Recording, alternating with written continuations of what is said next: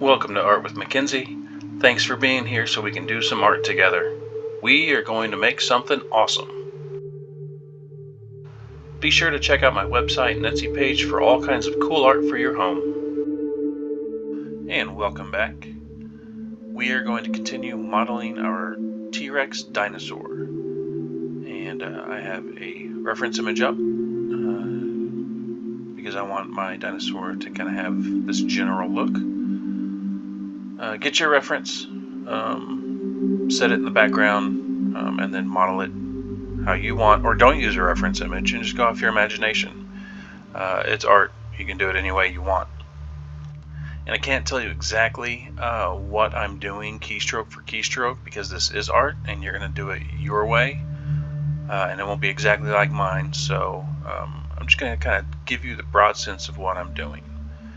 So we are going to start off with our grab tool, and we're going to just start lightly shaping our T-Rex head into a more classic T-Rex shape. And as we go along today, I will be giving you some fun T-Rex facts. But that's only when we get to the fun modeling, and I'm telling you what I'm doing. But for now, I am just grabbing and moving, widening out her boxy head. Moving out the backside of her eyes. Yeah, this is what I'm doing. And you do the same. So most of this will just be done with your grab brush for now. Make sure your cursor is small. And make small movements. And as a reminder, hold down Shift to smooth out any area that may get too bumpy or out of your way. And as always, Control Z is your friend.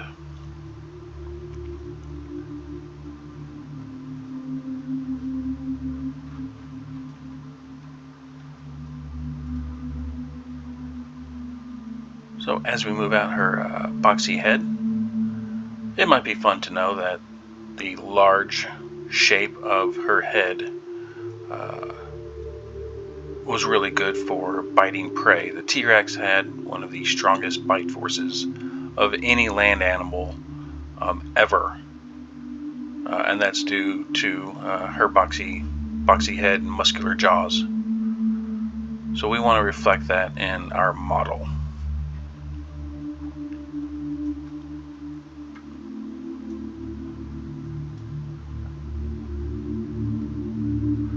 We're going to move her eyes out a little bit. As you adjust around her face, also adjust her eyes. They're still separate from the model. So be mindful of that. If you overextend your T-Rex model shape and her eyes look sunken in, just grab her eyes and move them out.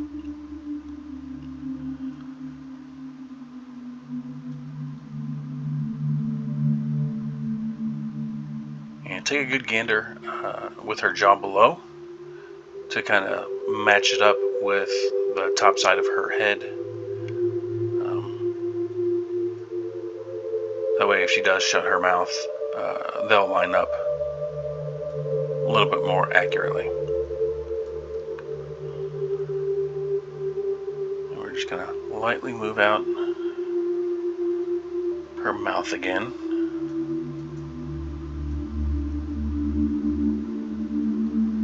And I move to draw, and we'll start adding some detail to the top of her head.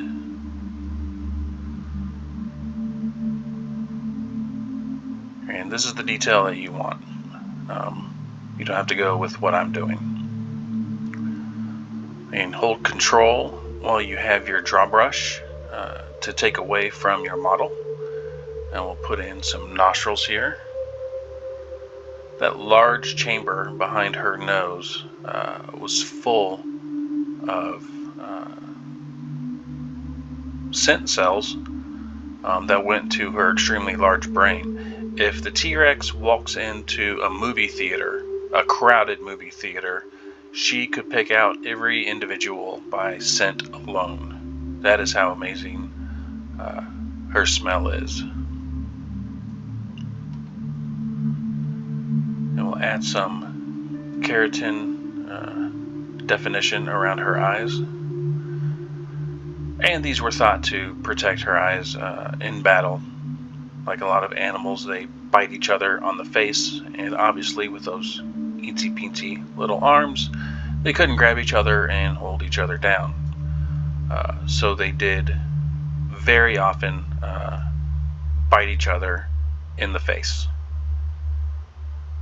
And one of the great things about the T-Rex and what makes her so fierce is she did not give a flying poop about who she wanted to battle. She just didn't care. Her estimated bite force was between 35,000 and 57,000 newtons, which is twice the bite force of a saltwater crocodile. And that's what she used to fight with. And she knew that if she grabbed onto anything and didn't let go, it was not leaving her mouth. So they would often fight other T-Rexes and any other animal and really not care, because she was really the apex predator probably of all time. And a lot of other dinosaurs at the time knew to give her a lot of leeway when she was walking around, because she was very violent, very brutal, and loved to fight. She's a fighter. She's built for fighting. Her whole body is designed to kill.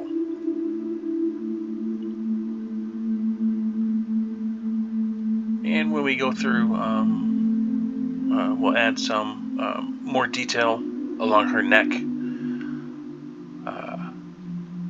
These I like to think are veins and not necessarily loose, saggy skin, because the T-Rex ate lean meat, so I don't think they were very fat and had a bunch of saggy, loose skin. You don't really see that too much in modern animals, so I don't think you'd see it too much in dinosaurs either.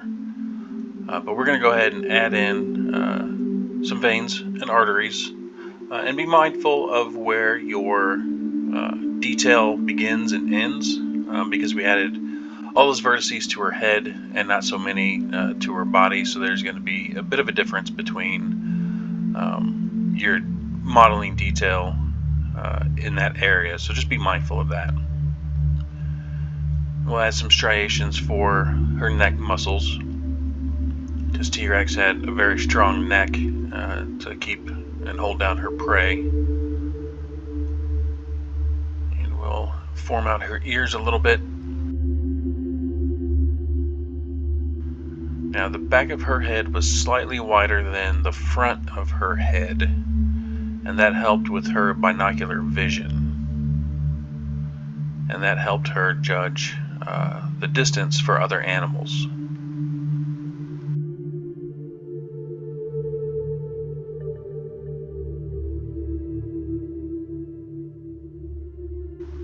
And we'll just keep adding to the strength of her skull, widening out that mouth. It looks kind of funny in back, so we'll probably fix that here in a little bit. But right now we're still getting base details down. Nothing too fancy.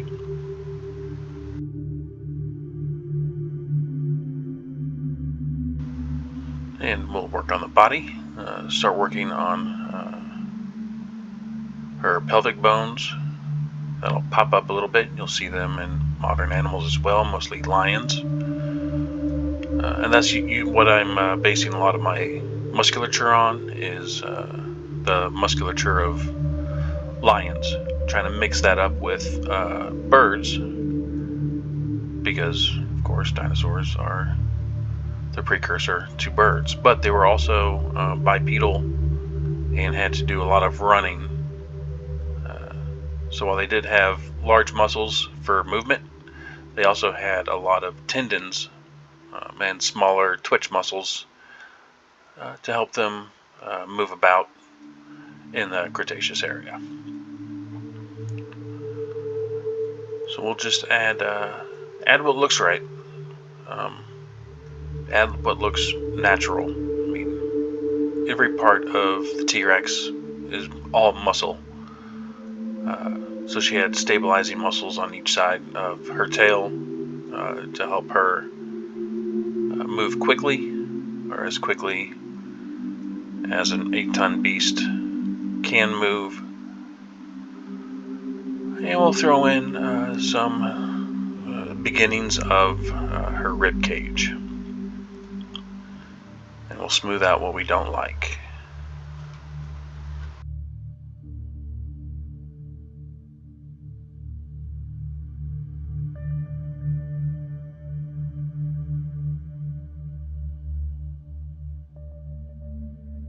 Just figuring out what we're gonna do next. We'll work on her cheek flaps. So we'll hit Control R to add in some edge loops on the side and the front of her cheek flaps.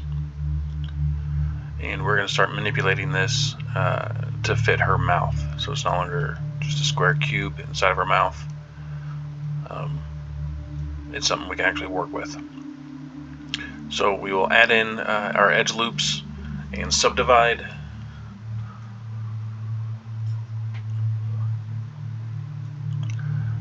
We'll get out of edit mode.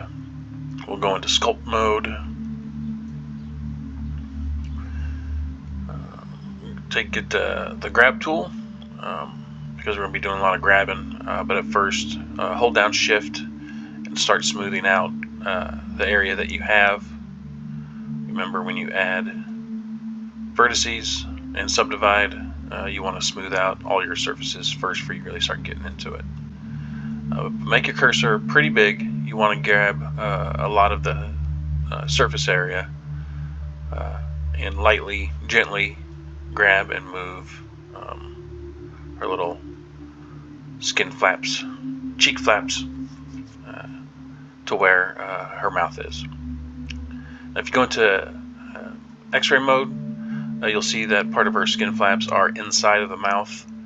That's okay for now, but just be mindful of it. When you grab anywhere you can't see, you're still going to grab part of your model. So when you go down low, it's still grabbing that object. And we'll smooth out and take a look. Move a little bit more.